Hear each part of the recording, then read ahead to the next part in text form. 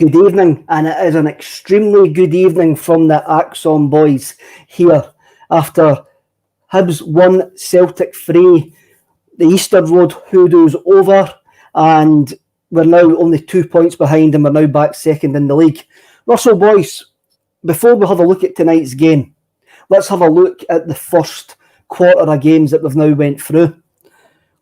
Hearts away, Livingston away, Aberdeen away, Hibs away, Motherwell away, and I'm missing an away game there.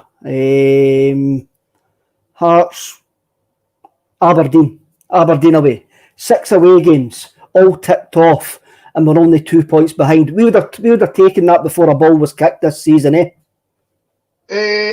Close to that. Maybe not taking it before a ball was kicked, but certainly after the first 6 matches, when we're at a 50% win ratio, 100%, I agree with that. I think the hat-trick of wins now away from home that we've just accumulated, and I'll go back to it, we're now putting pressure on the other side, and we failed to lay a glove last season. So whilst, you'll never take anything away from a team that's won a title, right? You never do. But they never were put under the cosh at all. There was no heat on them at all. We never breathed down their neck. We've shown signs of that the past couple of away wins, and tonight they blinked first again. So it was a positive night results-wise. We are only 2 points off. It's 3 away wins on the trot, which I didn't see coming. And I'm absolutely delighted with that. Yes, the second half tonight I'm sure we'll get to. But you're right, Kev. Look at the bright side of life, and 2 points off. I wouldn't have taken it at the start of the season because I would never accept that.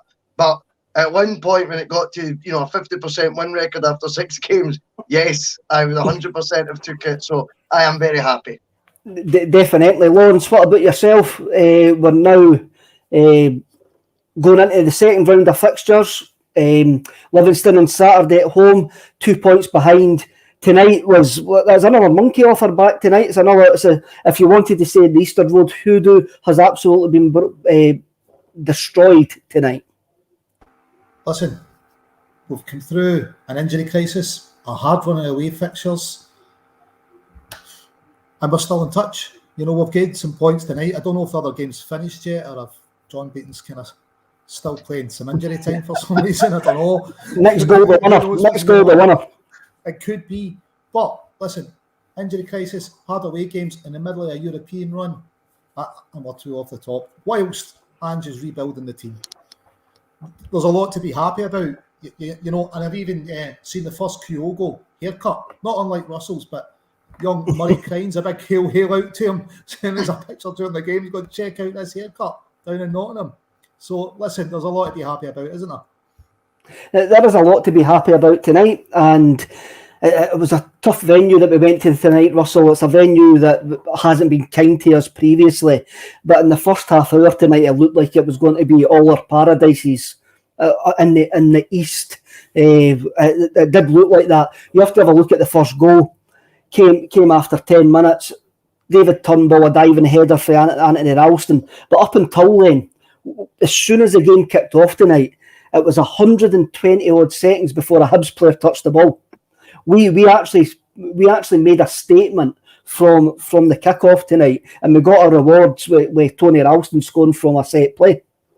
Yeah, I mean, I think it's really important to highlight the significance of Celtic now scoring goals from set pieces, because that was something that was actually absent. I think the record was something like 2 years under Brendan Rodgers, and then last year we conceded 18 in the SPFL from set plays. When you start looking at that, if you're conceding from them, you ain't scoring from them. And I think that could be another very important element if we're going to win this title back. And I think, it's great to see that. And Ralston, I think one thing about the SPFL, right, it's never going to be a league that you win every game playing Pep Guardiola football, no matter how much you want to aspire to that. That's great. For whatever reason, and I'm not saying rightly or wrongly, you need that blend in your team where you might have a lot of technicians, brilliant footballers, and then guys that just, for want of a better expression, get it. And they've got things that Stephen Presley probably spoke about in every single interview I've ever seen him speak. He says, desire, bravery, And I think, whether we like it or not, in Scottish football, you do need to have a blend of that in your team. And Tony Ralston was the epitome of that with his diving header. He just wants it that bit more than anyone else. He'll lower his head to, obviously a place where he could definitely have been injured. He doesn't care. He takes it at full pace. And I would contrast and compare that with, I know Lawrence was a wee bit critical of Mikey Johnson's half cross, whether it was at a shot in the first half. I also would like to see a wee bit more for the two players that are in that area. And even if they're not going to get there, have a go and slide in. And, you might get crunched, but, go for it a wee bit more like Anthony Ralston did for that goal. And we're going to need guys to do that and be brave and just show that heart and determination this season. And as I say, it's not always pretty on the eye, but in Scottish football, unfortunately, it'll never move on to being a tactical battle throughout. You're going to need to have other weapons in your arsenal. And I thought Ralston showed that tonight, and it was brilliant to see. I think that's the same in any league, Russell. Even if you look at the riches that Pep Guardiola has actually got, there is times when Man City actually have to dig it out as well. And I think the second half, even though it was nerve-wracking to watch, if you go back and watch the game, you'll probably realise, wait a minute, that was a bit comfortable that we actually dug that out. That was decent game management, especially in the last 8 or 9 minutes when we actually took the ball for a canter, and we actually made no attempt to actually try and score. We just says we're killing this game. We're taking the 3 points. We had done our job in the first half. Lawrence, I don't think we can actually shake off the importance of how good we were in that first half. We go 1-0 up, then virtually right away, 6-7 minutes later, we get the second goal. Big Cameron Carter Vickers. I keep on getting that mixed up the other way, with a side foot finish that a centre forward would actually be pleased with. Listen, brilliant first half. Tony Ralston, think man of the match. But Russell touched on something about set pieces. Ange seems to be coming in and sorting things out. We used to concede a lot for set pieces. We're now really tight. He seems to have sorted that out. We're now starting to score goals for set pieces. It's almost as if things are happening on the training ground, and we're now putting them into practice on the pitch. Second half, look, you've got to earn the right to play. You don't just get to play pretty football. Sometimes you do need to dig it out. But we totally managed that game. And Hibs had a couple of chances, a couple of big saves by Hart. So you can say maybe they could have had a couple of goals, but you know what? We could have 3 or 4 more over the 90 minutes easily. So cracking win on the road. We were looking at 3 away games. We're going, we need to take it. What Russ was saying earlier, which one are we going to win? Everyone's a must win. And, it's 9 out of 9. It's brilliant, isn't it? Made up some ground in the league. I've heard that game is only just now finished. Are you listening on long wave, Lawrence? Have you got a long wave radio there? You've got long wave Wi-Fi anyway. Definitely got. Lawrence makes a massive point there, Russell, and we made this point at half time, but we've now got over 1,600 viewers on, who some of them might have not joined at half time. At half time, actually infused about the importance of Joe Hart. He proved it in the first half when we were 1-0 up, that save, and he proved it again in the second half with the only clear-cut chance Hibs created in that second half. That's why you need a big goalkeeper. And you banged on last season that goalkeepers win you points. Joe Hart was a major contributor to winning the points tonight. Yeah, I think you're spot on. Do you know what I liked about his first half save? I was talking about composure. And he never panicked, even though the ball was almost in our own 6-yard box by the time the shot comes away. He stayed calm, and then he trusted his reactions, which, is an instinctive thing he was born with, which is brilliant. It's actually getting him 75 caps for England. If you've got to have brilliant reactions like that. See his second save, that reminded me of Joe Hart at his peak. See the way he came out, it was almost you'd seen him in a Man City top doing it. You know what I mean? Like he may as well have pulled on the old City jersey and done that. It was very iconic, and I wonder if that's a sign he's getting back confidence-wise after a few years, maybe. Well, in fact, let's be honest, his career going Pete Tong compared to where it was, and now he is beginning to get back to a confidence level where he goes back to his old sort of traits. Because, see, in terms of an age of a goalkeeper, 34 in the modern day, you only need to look at Craig Gordon, right now, who's doing wonderful things still at 39. there's another goalkeeper in the league who's, done pretty well at 39 as well. 34 is nothing No. for a goalie. And I thought with the way he came out, I wonder if it was maybe the first half save gave him that confidence, or if it's actually an accumulation now of a run of matches, some important moments, his value in the side being right back up to where it was in those Mancini, Man City years, and he's beginning just to get that wee bit of swagger back, and he's now acting impulsively. See, when he runs out and it's that, the way he spread himself, that was honestly so iconic from what you kind of came to expect for Joe Hart. And I actually think we might still be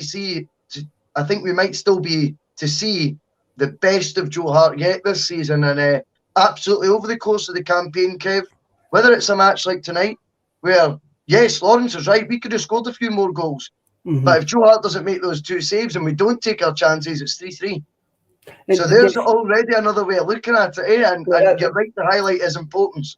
You've got to highlight the important. We win as a team and we lose as a team. We give up chances as a team. And your goalkeeper is Ange Postecoglou says to Joe Hart when he signed, "I'm going to need you to do a job for me. You're going to need to make saves." And Joe Hart's went, "I'm up for that." And as you quite rightly said there, that was an iconic save. And he was that calm when he came off his line for the second one. He knew he's going to put it there. I'm going to fling a hand up here and actually going to get it. Lawrence as well. I thought Cameron Carter-Vickers tonight was utterly outstanding. When he charged up that wing in about the 91st minute, it was like 2 Hibs boys trying to shake a Maori off the ball at that corner flag there. They were never getting round him. That's why they should have bought a ticket to try and get round him at that corner flag. I thought he was faultless defensively tonight. It was class. I can't believe he gave away a throw in there. Don't know what was going on. But the big man's class. Is scoring goals. He's just getting better and better with each game, isn't he? We do have a really solid defence now. Albeit we give up a few chances. We lost a goal.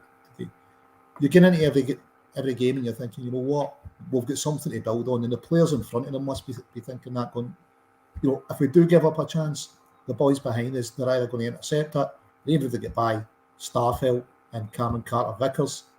They've got Big Joe behind them. That you know what, you'd put your money on him getting a hand to something, wouldn't you? You would. You've got that confidence back in your goalkeeper now that you did have with Fraser Forster, and that is a big call. After the first quarter of the season, you have got your confidence that your goalkeeper can make saves, an important part of the games. Ian McIntosh on YouTube, Starfelt also decent. He was actually decent.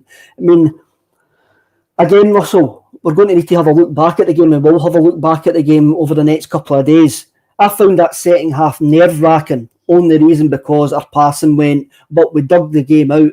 But I think when you look at the back, as a team, as a defensive unit, apart from that one chance, we hardly gave anything up whatsoever. And that's completely so different from when we were at the 50% win rate, as you says earlier on. Yeah, no, I get that, Kevin. I think you're right. We're not giving up the same opportunities, albeit, you are still feeling the nerves at times, because the one thing I feel was at the start of the second half, Hibs are boiled because of that void by that goal that they scored, right? Towards the end of the first half. And they came out with a wee bit more belief, shall we say. And for me, at times then, they also knew exactly how we were going to play, because there's only one way, apparently, And I felt we invited pressure on ourselves. And Ange recognised that, right? Completely acknowledged we're actually causing bother. So there was a moment Joe Hart was sliding outside at the edge of his box, making a tackle almost, And these are the wee moments that take you back to earlier in the season and still give me the fear a wee bit. Now, there's 2 sides. Is Ange looking at that now and going, do you know what, we are going to need to change it here because we're a wee bit, not looking as, we're looking a wee bit shaky, a wee bit vulnerable. I'm going to actually change my style slightly as the game goes on. Or is it purely just down because he's now got other options? To me, it's somewhere in the middle. And I don't think there's any shame in admitting that Ange is changing a wee bit, or there's any shame in admitting we've got now way more options than we did when we were getting rubbish results. I think it's a wee bit in the middle. And he brings on Giakoumakis, and you watch Joe Hart, the 2 times he got the ball after Giakoumakis came on, the first 2 occasions, he's in possession of the ball. Boom. Straight up the park both times. And that is undoubtedly a clear instruction that, right, let's now manage this game and change it a wee bit because we're maybe inviting a wee bit pressure on. But again, I think it is important to be positive here. Even though Celtic maybe looked the first 15 minutes of that second half a wee bit under pressure, maybe a wee bit, like they were inviting trouble on themselves. You're absolutely right, Kev. The actual chances, clear-cut chances, shots on goal we were conceding weren't all that frequent. So that tells me there's an improvement there, even when we are maybe a wee bit. You're going to have phases in every game, Kev, where the other team has a bit of momentum behind them. It happens in every sport. Definitely, aye. The opposition get momentum at some point. It's how you then deal with that. And I thought it was refreshing when Giakoumakis came on. I thought particularly the first 10 minutes he came on, he took the stuffing at Hibs a wee bit, just not necessarily by his contribution, but just Celtic's willingness to bypass their press by just getting it more direct up the park. So these options are going to come in very, very good for us. Russell, football fans deal with A to Z, but they never consider the B to Y. And interesting stuff happens in the B to Y. And as you say, we've now got that option that if our team's pressing us up the park and we're not quite on it as we were in that second half, you bring on Giakoumakis and you give Hibs or whoever you're playing something else to think about. They can just knock it long now and play the football further up the pitch. Lawrence, if we go back to that first half as well, it was scintillating stuff. And we really should have been out of sight by half time. After 30 minutes, we should have been singing and dancing all the way to that final whistle. And for me, I think the second half is a bit of a leveller because it's kind of dragged us down a bit to realise we've still got a long way to go to be a perfect side. But when Tom Rogic does stuff like he done in that first 40 minutes, sometimes you've just got to tip your hat and go, I'm glad I'm seeing Tom Rogic doing stuff like that in a Celtic jersey. I think with Rogic, kicked off the park, if they said, or else I think he'd have been doing it for 90 minutes and the second half might have been different. But the guy's just been a revelation. So whether it's, BTY or is it beta to epsilon or something now because of the Ange, I don't know. But it's definitely good to see it happening, isn't it? You're right, Russell. Hart played it long the first couple of times. It makes it stink. Can we afford to press now because this is just going to go over the top? And that Giakoumakis, it looks a dangerous player, doesn't he? It looks as if he can cause bother to him. He was unlucky, I think he slipped when he was hitting one. Aye. Aye.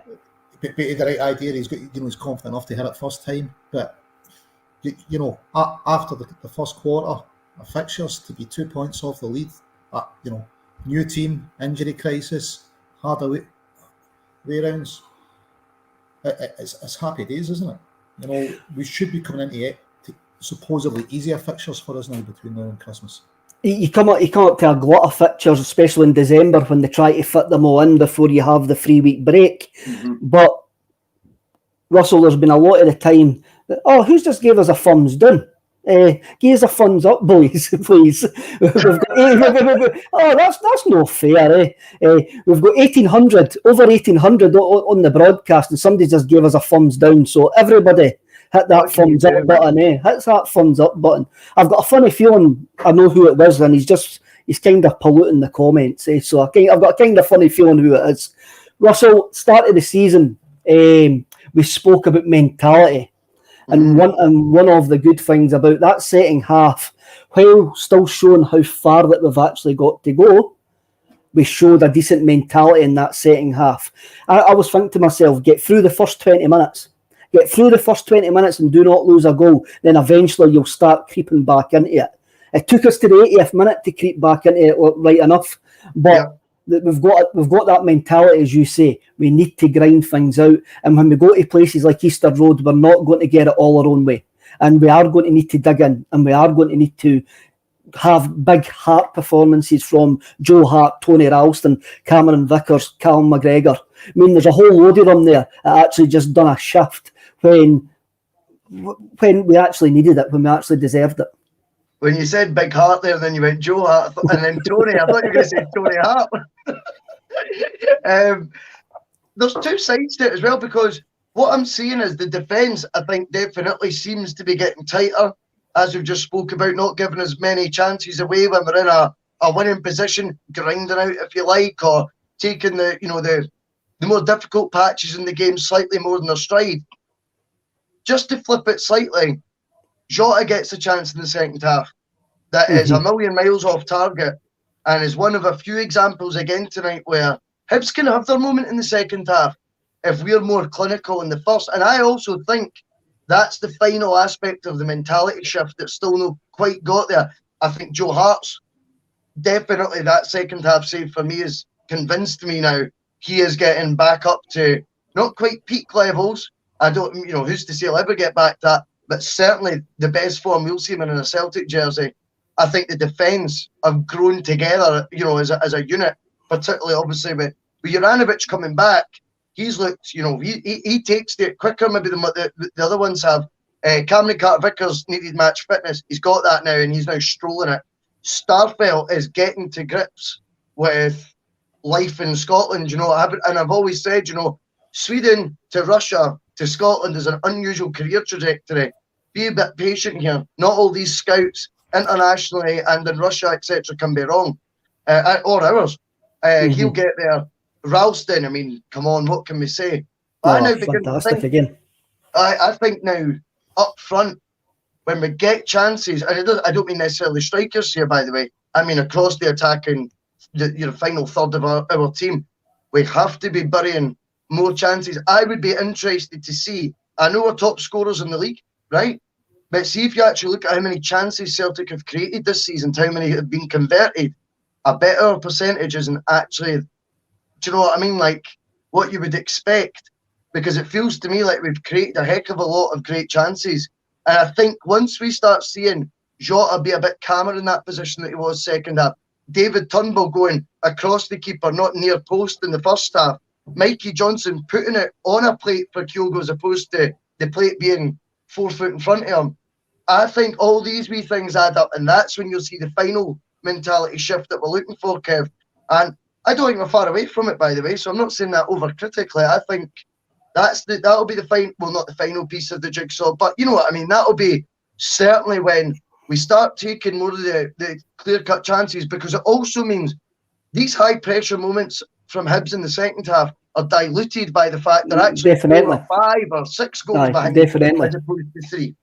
We're only talking, Hibs are only back in that game because we miss those chances. And as you say at half time, those missed chances become a talking point as longer the second half goes on without us scoring a fourth goal.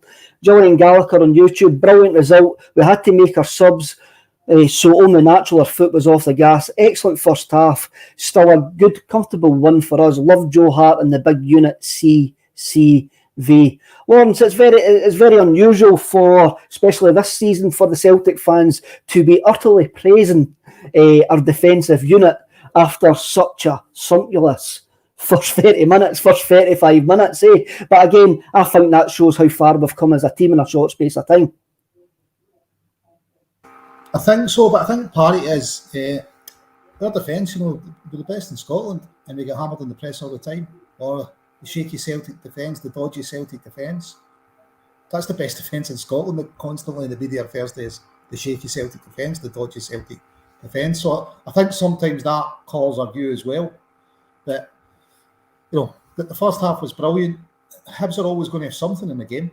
But definitely. The defence are doing what we wanted to do, as you said. And said to Hart, I need you to make saves for me. That's why they're in the team. To make it was can't you win, couldn't it? Listen, just this Angie's record for wins in a trot as well. Yes. Yeah. Just quickly, Lawrence. See just what you're saying there about the shaky defence, and then I'm saying we're missing chances. I've got the league table in front of me right now. Top of the league, right? They might be by 2 points. Their goal difference 9 in the plus. Ours is 19. It could actually be double. It could actually double that amount of chances that we have missed if you look to the start of the season. But I think Lawrence is touching on something there. We've conceded the least amount of goals in the league. I think joint with Dundee United after tonight still, and we've clearly scored the most. Plus 19 after 11 games. in the terms of the goal difference. Now, that's not going to win us the league, by the way. You need to have the points on the board, and I get that. But the signs, when you look at that, you're going, if this is going to be a title race, and I think if we're all honest, is likely to go to the wire, probably.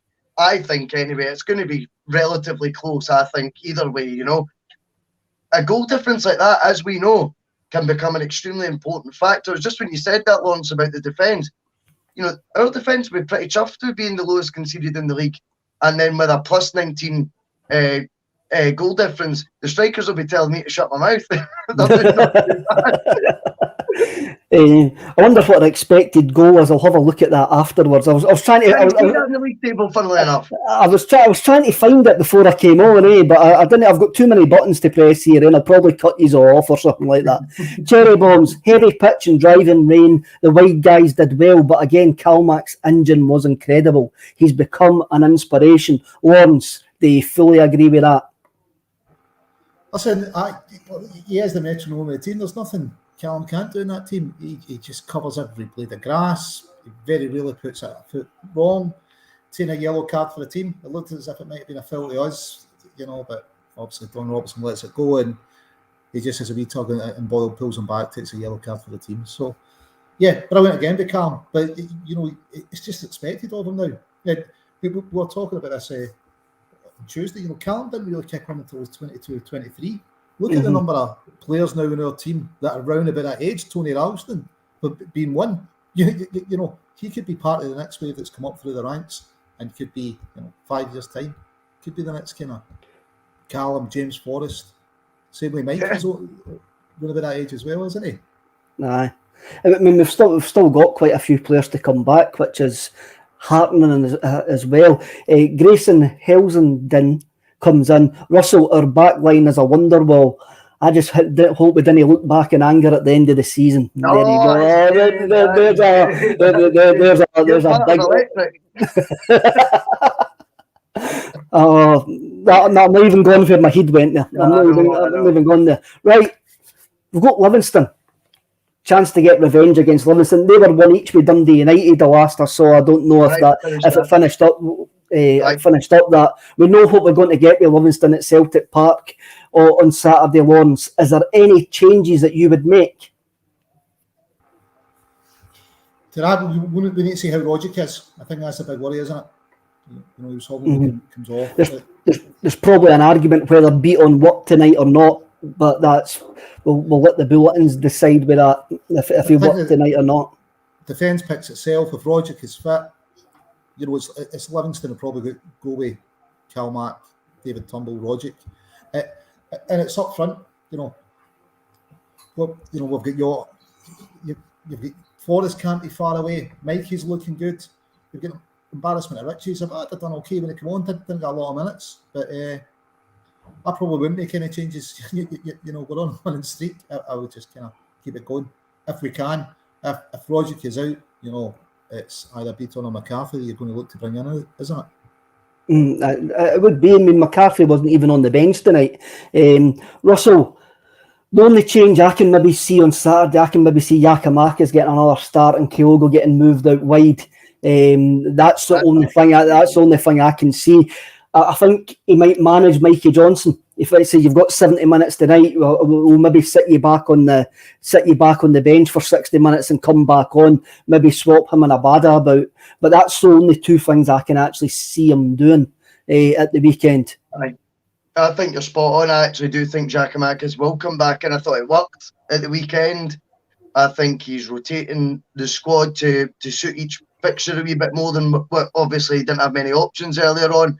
But I think Giakoumakis, the thing I've liked about him for the Ferencváros match, I know there wasn't much time to judge him the game before he appeared in, but the Ferencváros match was the confidence that he played with.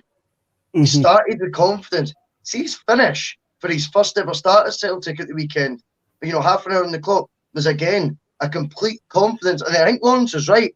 He does slightly slip when he goes to take that shot, but he's eager to get the shot away because he's feeling good about himself. And I just think, home game against Livingston, we've got the guy who's the top scorer for Holland in our ranks. When was the last time we had a striker of that sort of calibre? And not like top scorer for 5 years ago. We're talking about, the current Golden Boot winner from Holland, basically. If they've got a Golden Boot, I don't know. But I think you've got to be taking your chances and playing him at the weekend. Personally, I would like to see him up top, partnered with Kyo, or if Rogic is out, like we don't know yet because we don't know the extent of his injury, I would have Kyo go a wee bit further forward than what Rogic plays and have him sort of just in behind Giakoumakis. I think that could work, and have your natural wide players playing wide, and you might get the best of both worlds there. It doesn't shake up the formation too much, but you might be able to get Giakoumakis and Kyogo playing sort of, in the preferred roles, as opposed to having to always compromise or sacrifice to get one or the other in the start lineup up front. Does that make sense? That does. It does make perfect sense, Russell. John Boy 67 Graham comes in. Trust the process group, troops, and Kookaburra, another professional performance. Take it one game at a time. Hail, hail. And I think we need to leave it on that. Take it one game at a time. Enjoy tonight. Subscribe to the channel. Have a great day at work tomorrow. Go to the Bulletin at 12:30. Have a look what JP and PJ are actually saying. Have a watch of the state of Scottish football at 6 o'clock on the channel at night.